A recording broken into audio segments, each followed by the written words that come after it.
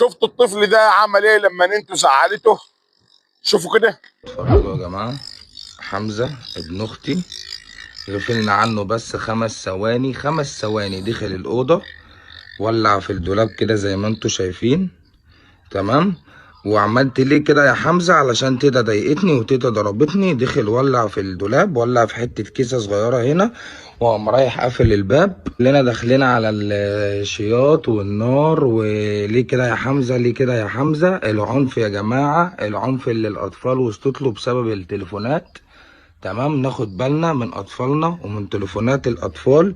وبصوا، بصوا ده يرضي ربنا؟ والله كل ده ما يرضي ربنا، اقسم بالله ربنا يعوض علينا، مفيش مشكله فده. بس والله العظيم يا جدعان، الاطفال والتليفونات وتفكيرهم بقى خطر علينا وعليهم.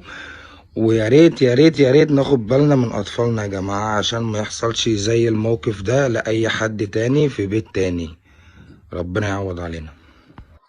ده لازم يتشاف مشكلته ايه من بدري، لان ده لما يكبر وحد يزعله ممكن يعمل نصيبه اكبر من كده فعلا.